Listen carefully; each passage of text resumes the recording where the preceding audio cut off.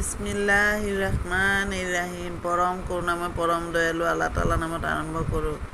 আজি সূৰা আল মুমিন অৰ্থ বিশ্বাসী সূৰাটোৰ ৬৭ নম্বৰ আয়াত পঢ়ি শুনাব খুজিছোঁ। আশা কৰোঁ আপোনালোকে শুনি অশেষ সওৱাব অৰ্জন কৰিব পাৰিব।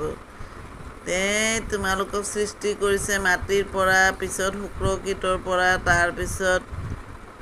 তাৰপিছত গোট মৰা ৰক্তপিণ্ডৰ পৰা, তাৰপিছত পানী কেঁচুৱাৰ ৰূপত উলিয়াই আনে, তাৰপিছত তোমালোকক ডাঙৰ দীঘল কৰে যাতে তোমালোকে পূৰ্ণ শক্তি লাভ কৰিব পাৰা। পিছত আৰু আয়ু বৃদ্ধি কৰি দিয়ে যাতে তোমালোকে বৃদ্ধ অৱস্থা পাব পাৰা, আৰু তোমালোকৰ কিছুমানৰ আগতেই মৃত্যু ঘটায়। এয়া এইবাবে কৰা হয় যাতে তোমালোকে তোমালোকৰ নিৰ্দিষ্ট সময়লৈ থাকিব পাবা আৰু প্ৰকৃত সত্য অনুধাৱন কৰিব পাৰা।